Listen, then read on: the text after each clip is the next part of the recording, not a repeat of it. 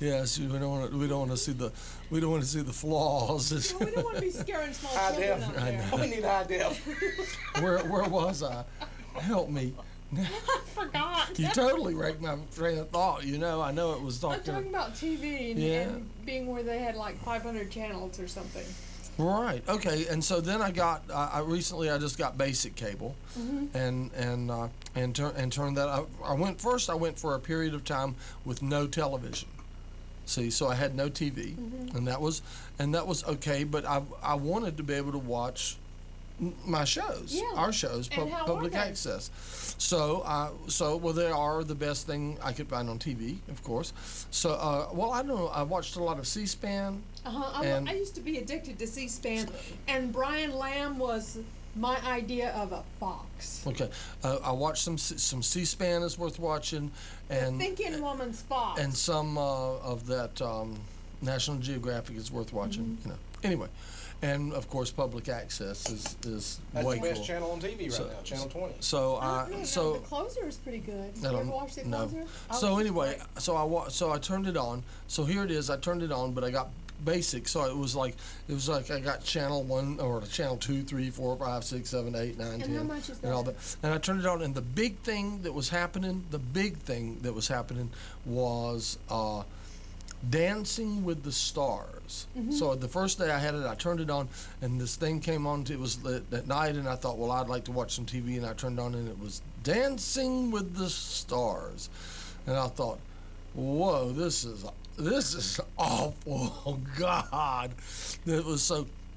So I wound up. I just turned it off, and so then the next night I turned it on. And to my surprise, it was Dancing with the Stars. I thought, and it was it was Dancing with the Stars. Now they have obviously sunk a lot of money into Dancing with. They have obviously sunk more money into Dancing with the Stars than probably Channel 20 will see in years, all combined. But never know. But to be. So how much does that basic cost you? Well, I don't have it anymore. Oh, we got rid of it because it was Dancing with the Stars. No, well, after the electricity went, it really didn't make any sense to keep the cable on. That is so true. Yeah. if you're off the grid, so if you have no electricity? No, and I'm moving out of my house. I'm in the process of moving out. I'm supposed to be out by the 18th. And you have no cable. You have no phone. So I have my cell phone. Well, I mean, you have no. Where are you moving back to town, or are you moving further? I guess I am. Several people have offered to let me. I don't think I licked. No, I'm sure I did. Several people have offered to let me pitch my tent in their backyard, or to inhabit for a brief time their guest room and things like that. And so I'll be doing some of that, and I will be in town for some of that. And some of the people who have offered are further out of town.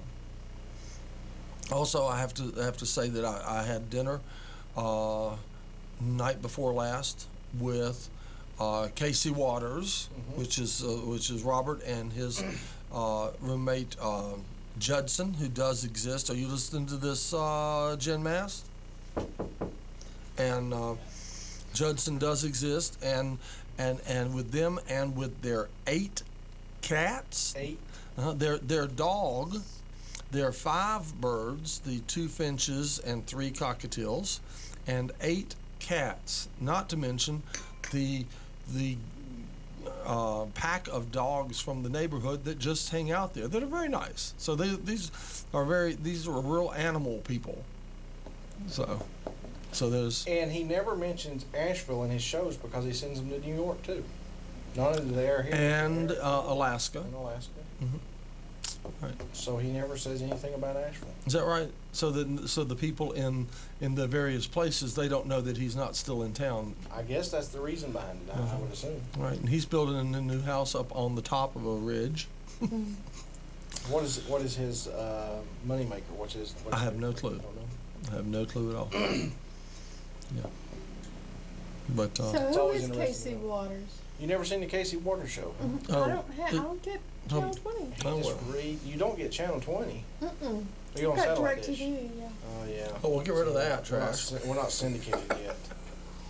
I'm looking for the day that we're syndicated. We can see the Mad Scientist Tea Party When do around you the think the world. Mad Scientist? Okay, we know that AGR is syndicated, Yes. so you can see that coast to coast You in see this coast country to now. coast, yes. When and how can we get the Mad Scientist Tea Party syndicated? Well, I don't know, but we need to talk to DirecTV and find out. It's my understanding that the way AGR did it is that, and this is just what I heard, so this is complete hearsay. I don't know how true it is, false it is, or whatever, but apparently satellite DirecTV or Dish Network, one or the other of them, has a channel similar to a public access. Mm-hmm. And they will pick up various public access shows and they put them on that channel. So just because you can have the capabilities of 28 million people seeing you doesn't mean you're being seen with 28 million people. Right. So apparently, if that's the case, if that's true, I know, but if the Tea Party starts up, right, it's if they'll all that's be true, then watching we it. should be able to get the Tea Party on there. It should be that easy Well, because there's no fee for it. It's something that DirecTV or Dish Network, whichever one it is, offers. And but I would imagine there's a waiting list. I know, You can imagine but you know, they would be dangerous because, I mean, for instance, today I run from 4 o'clock until 7. Well, the big networks and all have a lot of money invested in shows and all from 4 o'clock they until would lose all that. They would lose their all advertising dollars. I mean, all that money would come to you. They would lose all that because everybody would start I mean, watching the you know, Tea Parties. Colgate and What would we do? And It's not because of me, ruling the but world. it's all my stunning well, guests and yeah, everything. yeah, I that- mean, We you know, could you just don't have- start ruling the world and set AOL. everything right. AOL, all of them's going to be wanting to advertise with you. You know, No, they're we gonna could set the world right. That's what we would do. we would. Here's sort of slide that up that way a little, but it won't go very It far. won't will go it? very far. Yeah, no, the we're cord kind of is- short on cables today. Yeah. Well, I brought some cables in. I brought some wires in. I just we had a meeting. I wish you'd been here for the meeting. We had Joe called me up and said, okay, we're going to get together and get the Studio B going, and we had this thing Saturday. And all that, it's a long story, but among other things, we decided that we needed a number of B and C cables that would be about 20 feet long. I think or he something. invited me to that, but I had a birthday party. My son's Okay, birthday party. maybe he told us that. So anyway, I brought these cables in. I Except don't know this what is we're for going to do with Jen. BNC cables. We really Yeah. need Well, this is the good. This is the S good. video. This is the good one. You think so? To run in the cameras? Sure. Well, maybe not. No, we'd go We- BNC. That'd be fine. I mean, we've Because they're been going to be running- trampled on. They're going to be twisted. We've been running Whole everything. jerked. Well, if you can can you get us some 20-footers S videos? I've got all kinds of 20-footer S video cables. I got one right over there. I know, but you have some you're not using that you I don't don't need. have any I'm not using. But Well, can you get us some? Can you get us some? I Here, can probably get us some. It's- yeah. let's. But that's the question. I just gotta But think anyway, about are it. these long enough? That's what I don't know how do we long really those want to are. invest in, and I don't mind doing it, but do we really want to put something as delicate as an S video cable in here when these things get jerked on, stomped on, chair?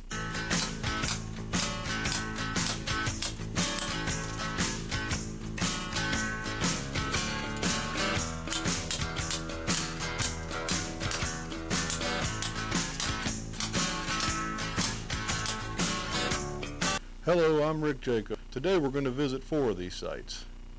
First, the Little Pine Garnet Mine in Madison County. Next, the Abernathy Mica Mine in Mitchell County. Then we're going to go farther west to the Buck Creek Corundum Mining District in Clay County, and then back to Mitchell County to visit Chalk Mountain. I picked these sites for their historic value, their scenic beauty, and to show the beautiful specimens that can still be collected there today. So sit back and relax and join me for a virtual field trip into the past, present, and future of Western North Carolina mining. Before we get started, there are a couple of things we need to cover. Safety while rock collecting should be your #1 priority. If the area has railroad tracks, old mine shafts, or high walls with falling rock, I would not bring any small children to that site. There are many places where children will have fun and you will not have to worry. When working in an old mine shaft, inspect your surroundings to see if it is stable. If you see water leaking through the roof of a mine shaft or the support timbers are rotted and collapsed, you may want to find another place to collect. Remember that there is plenty of nice material outside on the dump piles where there is no danger of a cave-in. You should also be aware of old vertical mine shafts in the woods or near dump piles. Some of these shafts are overgrown with trees and brush and can be hard to spot until you're right on top of them. Some of these shafts are very deep and some are full of water, so be careful.